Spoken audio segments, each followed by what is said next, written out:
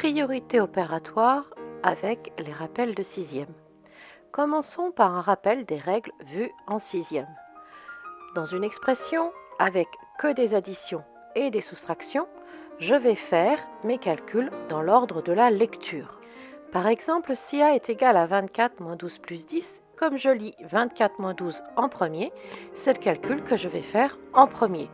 Exercice 1. A est égal à 57 plus 14 moins 23. Je lis 57 plus 14 en premier. En effectuant 57 plus 14, je trouve 71.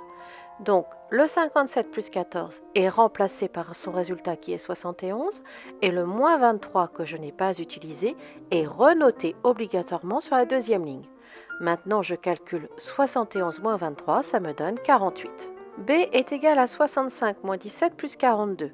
Je lis en premier 65 moins 17, donc je le calcule, je le remplace par 48. Le plus 42 est réécrit puisque je ne l'ai pas encore utilisé. Je calcule 48 plus 42 et ça va me donner 90. Pour le C, j'ai 580 moins 200 moins 50. Je fais donc 580 moins 200. Je le remplace par son résultat qui est 380. Je réécris le moins 50 que je n'ai pas encore utilisé. Je fais très attention à bien écrire les termes dans le même ordre. Et 380 moins 50, ça me donne 330. D est égal à 225 plus 28 plus 37. Donc j'effectue d'abord 225 plus 28. Je le remplace par le résultat qui est 253. Et je réécris le plus 37 à la suite qui n'est toujours pas utilisé.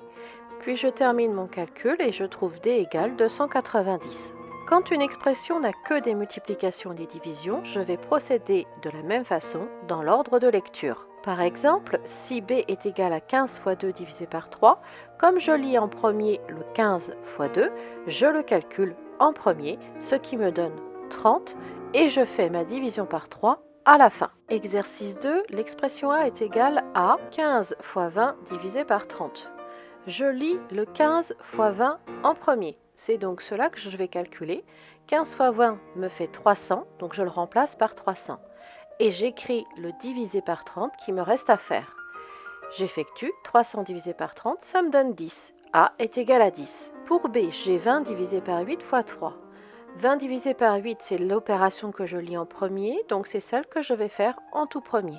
20 divisé par 8 me donne 2,5, donc je remplace 20 divisé par 8 par 2,5 et j'écris mon fois 3 qui n'est toujours pas utilisé. Et quand je fais 2,5 fois 3, quand je fais ce calcul-là, j'obtiens 7,5. L'expression C est égale à 13 fois 6 fois 14. Je fais le 13 fois 6 en premier, ça me donne 78. Je remplace donc le 13 fois 6 par 78 et il me reste le fois 14 à faire, donc j'ai C égale 78 fois 14. C'est-à-dire que C sera égal à 1092. Pour le D, j'ai 60 divisé par 5 divisé par 4. J'effectue d'abord le 60 divisé par 5, ça me donne 12.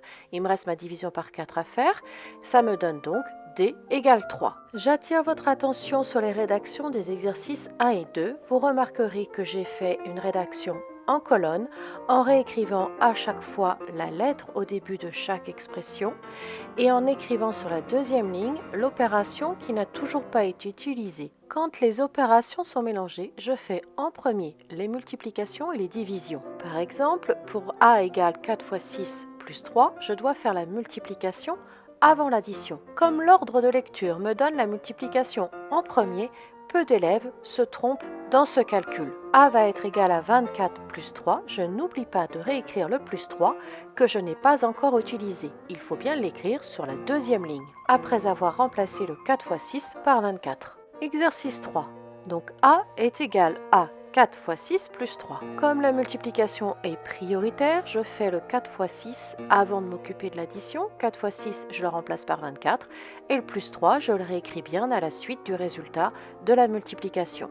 J'effectue maintenant 24 plus 3, ça me donne A égale 27. Je rédige toujours en colonne en mettant la lettre au début. Je pense bien que j'ai fait 4 fois 6 en premier parce que la multiplication est prioritaire et pas parce que je l'ai lu en premier. B est égal à 3 fois 4 moins 2.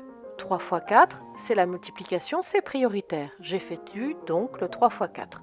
J'obtiens 12 et je réécris mon moins 2 qui n'a pas encore été utilisé. B est égal à 12 moins 2, c'est-à-dire que B est égal à 10. Pour le C, qui est égal à 3 plus 5 fois 6, dans ce genre de calcul, il y a très souvent des erreurs. Beaucoup d'élèves gardent le réflexe de faire le calcul dans l'ordre de la lecture. Mais l'ordre de la lecture ne respecte pas les priorités opératoires. Je dois penser à faire la multiplication avant de faire l'addition. Donc C va être égal à 3 plus 30, le résultat de 5 fois 6. Donc C va être égal à 33. Passons à la rédaction. La multiplication est prioritaire sur l'addition. Donc j'effectue le 5 fois 6, je le remplace par 30. Je réécris le 3 plus en premier, puisque c'était écrit en premier dans ma première ligne, et j'écris après le plus le 30. Je garde bien le même ordre pour mes termes. Le 3 est en premier, le plus en deuxième, et le résultat du 5 fois 6 en dernière position. Ça me donne C égale 33. Pour D égale 9 moins 4 fois 2, la multiplication est prioritaire. Donc je fais le 4 fois 2 en premier. Le 9 est en première position, donc je le réécris en première position. C'est suivi du signe moins. Et le 4 fois 2 va être remplacé par son résultat qui est 8. D est donc égal à 9 moins 8. Conservez bien l'ordre des termes.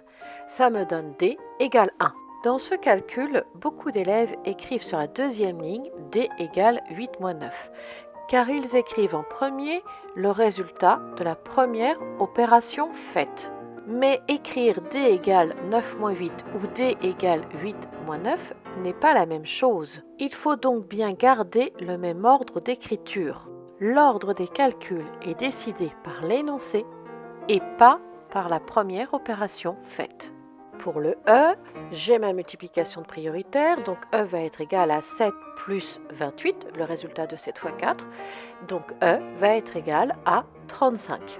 Pour le F, l'ordre de lecture correspond aux priorités opératoires, donc pas de danger véritable. Je fais le 8 fois 3 en premier, donc F va être égal à 24 plus 5, et je termine par faire mon addition, donc F va être égal à 29. Faisons le point sur les erreurs à éviter. Tout d'abord, ne pas toujours faire l'ordre de lecture. Je dois bien respecter les priorités opératoires. Toujours réécrire les nombres non utilisés dans la ligne du dessous. Je n'oublie pas que les opérations et les termes non utilisés doivent être réécrits dans le même ordre. Enfin, présenter en colonne, soit avec une lettre, soit avec des signes d'égalité les uns en dessous des autres. La présentation en colonne n'est pas une option, vous devez la respecter.